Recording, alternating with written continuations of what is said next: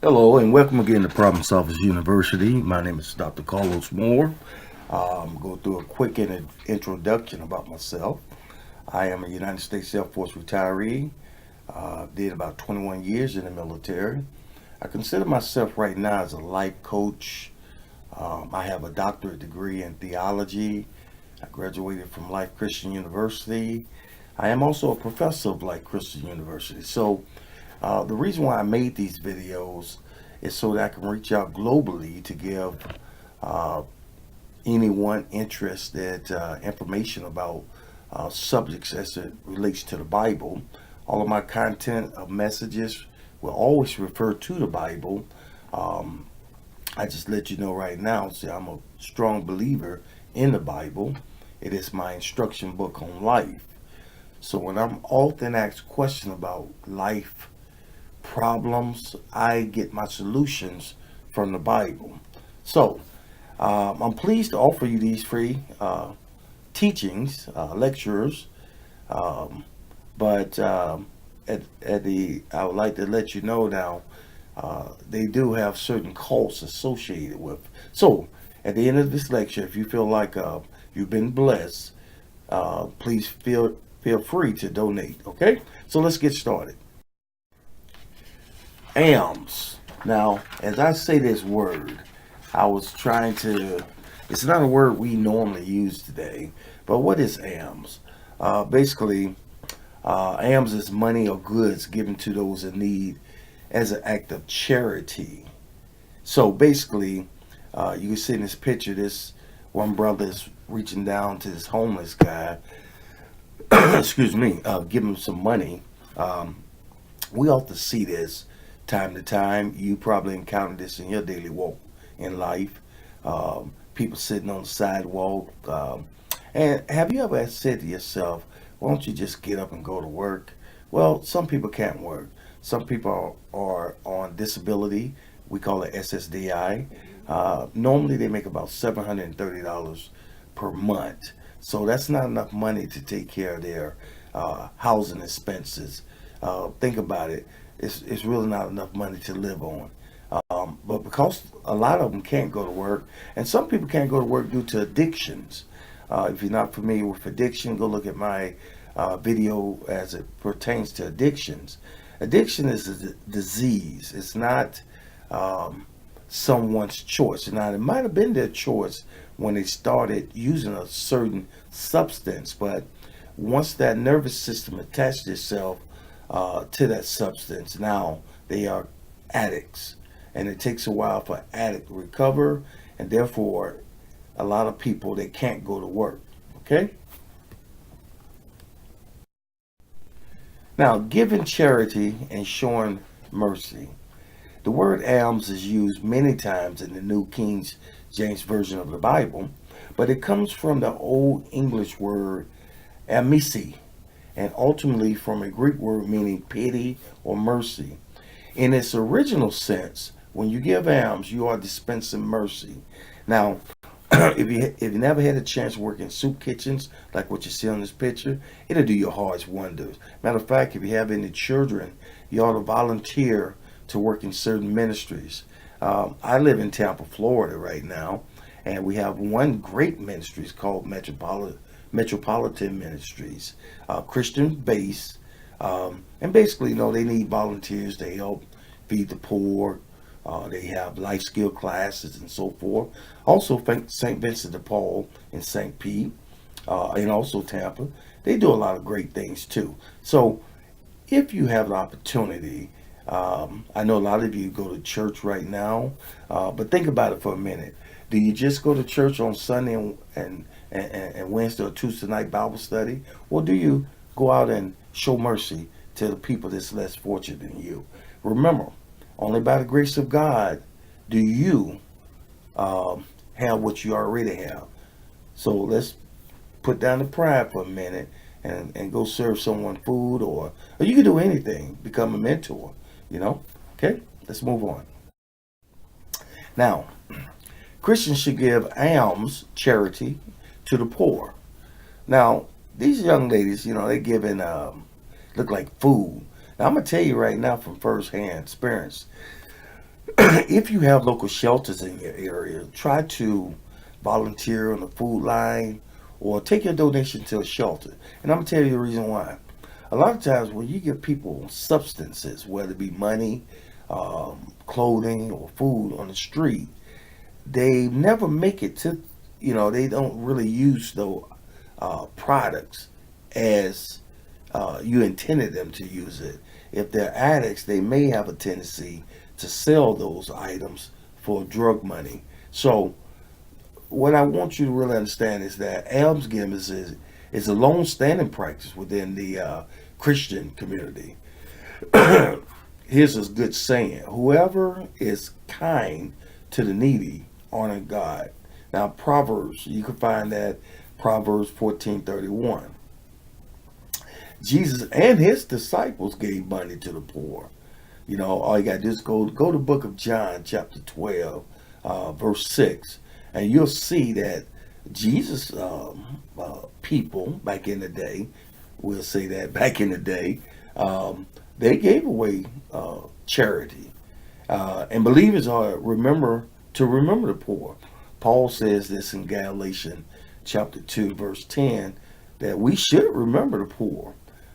We can go all the way back to the book of Ruth when Boaz told his gleaners of the field to leave certain amount on the edge. Don't clear the total field, for harvest time, but to leave a little bit of scraps on the edge so that the poor people can go around and grab those things that we might not consider worthy to be eating. Think back. I know you wasn't in slavery back in the day, but we used to eat hog intestines, what they call chitlins. We used to eat the foot of the pig. These are some food items that we still eat, but back in the day, that was considered scraps, junk, and they would throw them away. Matter of fact, the big craze right now is chicken wings.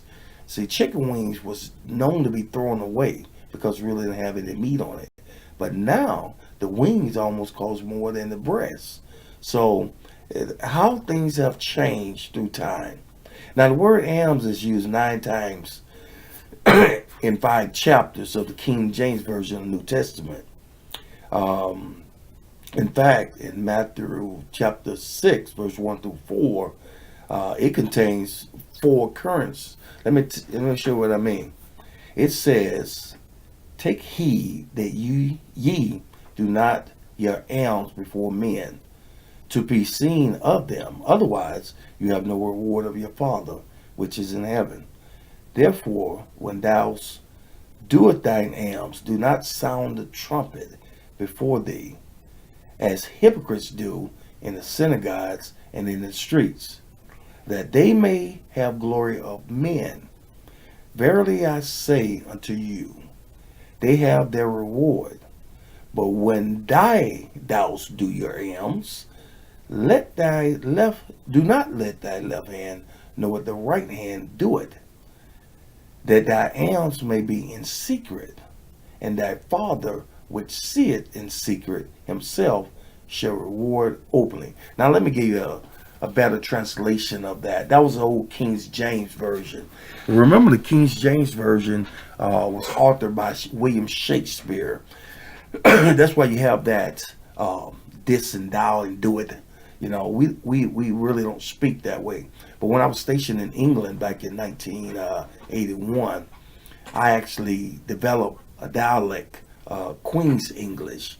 I used to speak like William Shakespeare. But here's a better translation. "Be careful not to practice your righteousness in front of others to be seen by them. If you do, you will have no reward from your Father who is in heaven. So when you give to the needy, do not announce it with trumpets." Don't invite the television station there, "as the hypocrites do in the synagogues and on the street, to be honored by others. Truly I tell you, they have received their reward in full. But when you give to the needy, do not let your left hand know what your right hand is doing, so that your giving may be in secret. then your Father who sees what you have done in secret will reward you. See, right here, Jesus was teaching almsgiving, and he says, it is for God to see. It is not to show off before others. Those out of love for God are not to announce their giving or draw attention to themselves. Now, this brings me to a very interesting statement. Now, if it doesn't apply to you, just let it go by. I attend a lot of church services. That's part of what I do with my doctorate degree. I actually go into churches. I evaluate churches. I'm getting to the point right now that I want to call out the names of some hypocritical churches, but I won't do that yet. I wait till God tell me to do that. But within these church services, when we get to the point of taking up offerings and tithing, there's a lot of pressure being applied to the congregation. And some churches have a way of collecting these offering tithing where you have to go in front of the church and make a grandstand of what you're putting in. Here's, for example, a pastor may say, it's time for offering. And I want to start off by writing $1,000 check. And I need about 20 of you to get up right now and bring up $1,000 worth of checks. $1,000 check. So that's 20 grand right there if someone respond to that, right? Now, these 20 people that's standing on stage with the pastor, they pump their chests out. They beat their chests like a gorilla does. They look down at the peasants because what they have done now is separate themselves from the body. When you become a Christian, you become part of the body. The eyes know better than the nose. The nose is no better than the mouth. The hands or the feet. See, but what clergy have to be cautious of, they promote parts of the body in front of other parts. And this creates cliques. This creates schisms within the church. And within the church, what you have now is the haves and the have-nots. And typically, those people who donate a lot of money, they receive certain positions within the church body. And so, someone that don't even believe in God, all he has to do sometimes is write a big check, and now he has a position within the church. This is politics. This is clergy bringing the world into the church. And so when God say, don't let your left hand know what your right hand is doing, see, what he's talking about is that when you give secretly, if it's 10 cents or if it's $1,000, you can give you $1,000. Don't sound the trumpet. And I encourage a lot of pastors, stop making your sheep sound the trumpet, because you encourage them to beat the drums, sound the trumpet, bring the news station out so that everybody can see what they're doing. Now, I'm just cautioning you against that because I see that a lot. Okay? So I'm gonna move on. I'll go too long on that. Now, giving charity does not make you a Christian. Understand what I'm saying?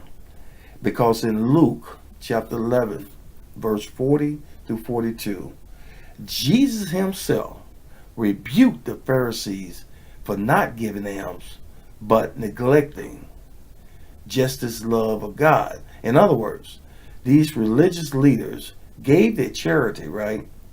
But they didn't have the true charity. Charity is love. Love that comes from the heart. So giving to the needy does not necessarily prove that you have a right relationship with God. I hope I'm making myself clear.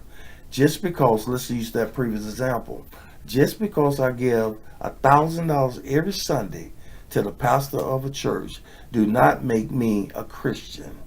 Christian, think of a Christian as a noun. That's your title. Now, the verb of a Christian and the adjective is a disciple. See, we should be walking and practicing what Christ taught us. So a lot of people tell me right now, as they're sticking a needle in their arm or smoking crack or weed or whatever. You know I'm a Christian. I said, well, why doesn't your action reflect the fact that you are a disciple? You see, Christianity, let's think of this way. It happens instantaneously. Once you confess your faith in Jesus Christ, that's step one of salvation. There's three stages of salvation.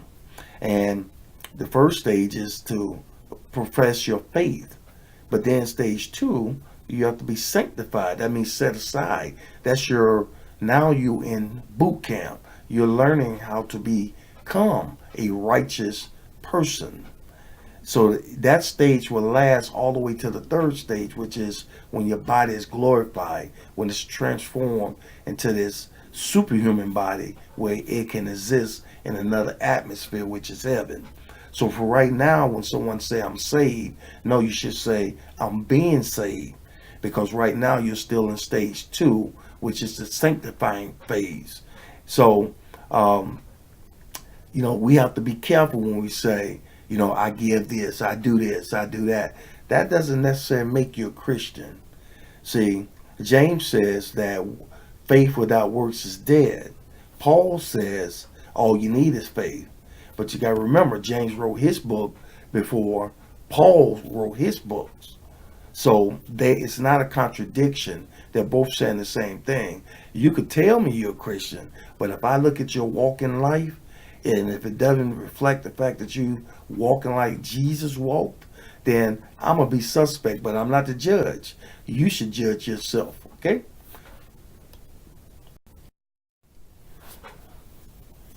It's easy for rich people to give alms and refuse God. And, I like to stay on the same example. So let's take those 20 people that walked up and gave the pastor $1,000 apiece. That's one Sunday. That's $20,000 just from them 20 people. Let's multiply that by 4. So, what you're looking at $80,000 a month just for those 20 people. That's a lot of money. That means that the church can give a lot of alms in the community. We can go to West Tampa, we can go to East Tampa, North Tampa, South Tampa. Wherever you live, if you live, my buddy Jeff Hathaway, who lives in Nashville, I'm quite sure my buddy Jeff could think of a lot of stuff to do with that 80 grand. So when I say rich people, a lot of times rich people, they refuse God. You know why? Let's take a look. In Luke chapter 12, verse 32, Jesus tell a rich young ruler, that's who you're looking at right now, to sell all he had and give alms, charity, right, to the poor and follow him. Jesus' challenge was meant to reveal where the young man's devotion lay. Did he love money more than the Lord? Look how he's looking. He's thinking about it, right? So the man turned and walked away from Jesus, unwilling to part with his fortune. Doing so showed that he was not ready to become a disciple. Now, let's be for sure. I'm not saying in order to be Christ's disciple that you have to give away everything you have. But what this is basically saying is, do you worship your money like an idol? Are you willing to give a person $1 when you see them on the street and not worry about what they're going to do with that dollar? See, because charity is love. So when you hand that $1, you should say, son, I'm going to say a special prayer for you. And in the name of Jesus Christ, I want you to get up and walk. Peter and John said that, right? So you share the gospel when you're giving out money or food or whatever, because otherwise they'll just think you're a good person. And if you take pride in the fact that you're a good person, remember, Jesus said, no one's good but the Father. So all I want you to understand from this one picture is that a lot of times rich people, people that's fairly off, they will give away more than you and I can ever give away. But the fact is, that doesn't make them more closer to God. Okay? In fact, I believe it makes them a little bit more distant from the fact they put a lot of faith and trust in their fortune. And I just said, as Christians, we should give the charity along with the gospel. And the reason why I say this, I see a lot of people in my daily walk They always giving away things. They feel guilty about their past. Now these people have a lot too. And so when they're giving away things, it's really not a sacrifice on their part. It's just that, they say, well, I feel like helping this person. Now, it's good to do that. But once again, you got to give some gospel. Now, the four gospel we have in the New Testament, Matthew, Mark, Luke, and John, and you add Acts as the second volume of Luke. You see, when you're telling people about Jesus Christ and the reason why you're giving that person even $1, you say, I don't have much, son, but what I do have, I'm going to give it to you. But I want you to go to church. Would you mind coming to church with me? No. And they may say, no, I don't believe in that God stuff, right? You say, you mind if I say a prayer for you right now? No, ma'am, I don't want you to say nothing over me. I told you I don't believe in that God stuff. You say, son, you know what? I can respect what you feel. But I want to let you know I'm a godly woman or a godly man, whatever the case may be. And I want you to know Jesus Christ still loves you. Jesus won't let you deny him unless you want to. But there's always room in the kingdom of heaven. Do you believe that, son? And then just walk away. But what you have just done is share who you are and the reason why you're giving the money or food or whatever it may be. Now, here's what the nitty-gritty comes in at. As I said before, when I visit churches and when it comes around to giving money, the famous quotes comes from the book of Malachi, and this basically says, would a man rob God? Well, a couple questions. Man can't rob God. God created man. How would God be able to be robbed? So we got to stop looking at God as though he's a human. God is a spiritual being that created everything through Jesus. Okay? And so when we start taking scriptures out of context, we create our own pretext to whatever we want our audience to believe. Now, I preach a lot against giving a 10% tax. That's what I call it. We call it in the church tithe. But if you truly want to know, the Old Testament tithing system consists of 23%. That is 23%. And it was cattle and agriculture. It was not money. And the only reason it was doing that to the temple was because the Levites, they was from the tribe of Judah, they didn't have any land. So when they was tithing to the church, it was the priests that was stealing. The clergy was stealing. You see that picture right there? Men have always set themselves up in greed situation. We got a lot of stuff going on right now with politics. If every time you turn that TV on and you're looking at Congress, remember, everybody you're looking at is a millionaire. Millionaires make a decision for you and I. And so it says, I love this picture, that's why I picked it out. Money is evil. Give it up. Give it to us. We know what to do with it.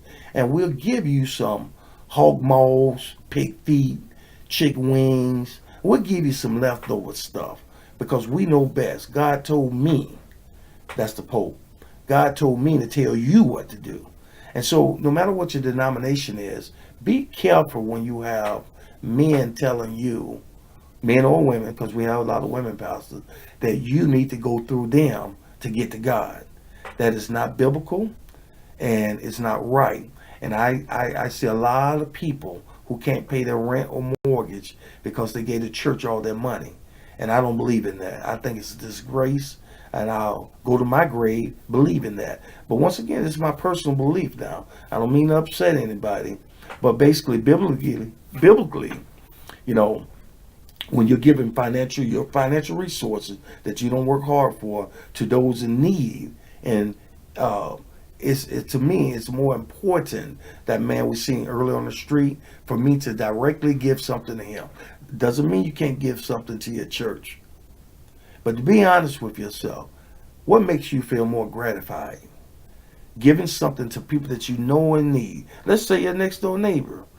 You see they got a raggedy car, tires busted up. Why don't you say, let me buy you one tire. Tire costs $150. That's that same $150 you're supposed to give to the church. So how do you weigh the two? How do you feel what God wants you to feel? Well, we just discussed about ALMS giving. ALMS is given to the needy.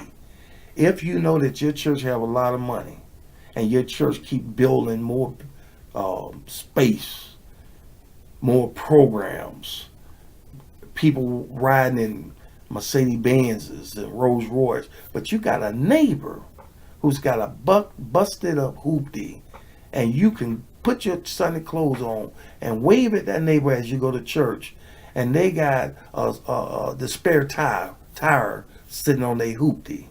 How dare you look at that person, wave goodbye as you go to church, and give that church your money versus your next door neighbor? See, I'm just trying to get you to understand what ALMS givings really mean. It means helping someone in need. And you might even bring that neighbor that wasn't going to church, remember. They was out there messing with their car. But what if you did that small gesture by buying them a new tire and convert that person into your world now? You introduce them to Jesus Christ based on what you did. See, because faith without works is dead. So you can go up in that church service, be around fellow Christian, everybody kissing each other, shaking hands and everything, because you feel comfortable around like-minded people, which, by the way, there's a lot of hypocrites being there too. But you feel good. Everyone's smelling good, looking good, and it makes you feel like you belong to a certain group of people. Well, your next door neighbors, that's what the Bible says, love thy neighbor, but also love your fellow Christians. But remember, your only goal as a Christian is to make disciples. So if your neighbor is in need, give the church some money, but also help your fellow man, okay? Now, okay, we're on our last slide right now.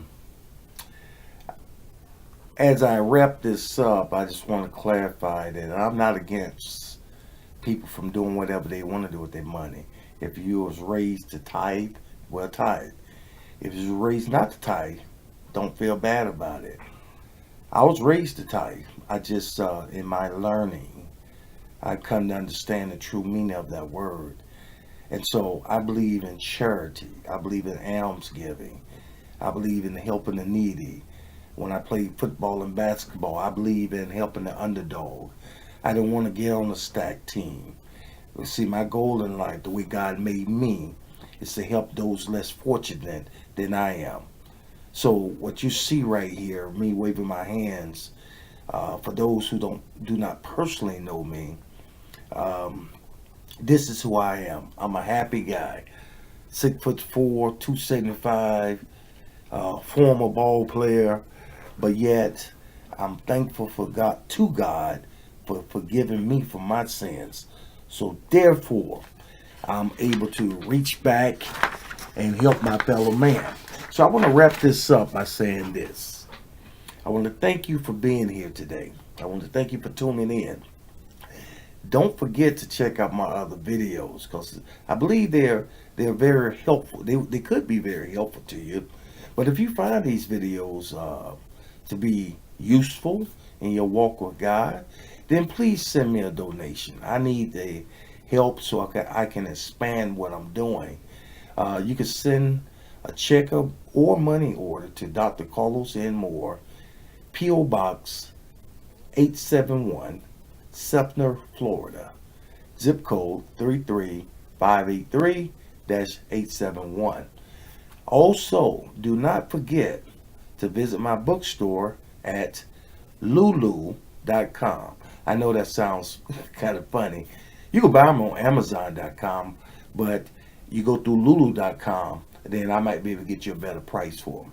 So once again, I want to thank you for tuning in, and I'll talk to you on the next video. Peace.